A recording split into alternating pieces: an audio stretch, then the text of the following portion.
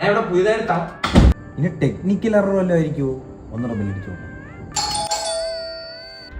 Door പെട്ടെന്ന് അടഞ്ഞു. ഇവിടെ ഒരു പ്രശ്നമുണ്ടാ? നീയ ഇവിടെ ഒരു പ്രശ്നമില്ല. ഇവിടെ ഇപ്പൊ ഏറ്റവും വലിയ പ്രശ്നം നീയാണ്. ആ നായിന്റെ സെക്രട്ടറി കുറെ തന്തയില്ല കഴിവറേക്ക് ഇവിടെ റൂം കൊടുത്തെന്ന്. നീ എന്തിനു വെളിയിൽ നിൽക്കുന്ന? അകത്തോട്ട് വാ.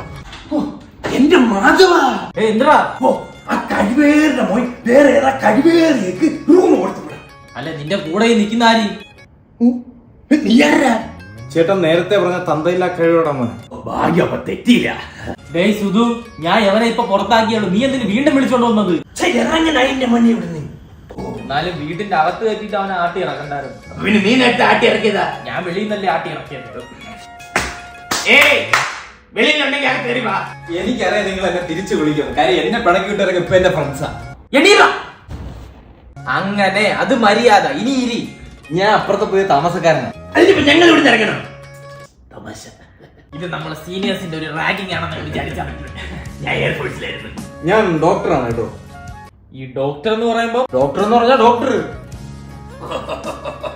മധുന്റെ മുഖം ഒന്ന് പാട്ടി നീ കൊള്ളാം. ചേട്ടാ പിന്നെ നല്ല ഹോട്ടൽ ഏതുണ്ട് കഴിക്കാൻ പോവാൻ? താഴെ ഒരുപാട് ഹോട്ടലുണ്ട്. ഉണ്ടെങ്കിൽ അവിടെ ഇരിക്കട്ടെ. മോനെ ഇങ്ങോട്ടോ. മോനെ ഞാൻ ദോശ വിട്ടേ. ഒന്നാതൊരു ഡോക്ടർ ഇറങ്ങി. അവൻ എങ്ങനെ പിണങ്ങി പോയാ എന്റെ മോളെ ആര് കിട്ടും?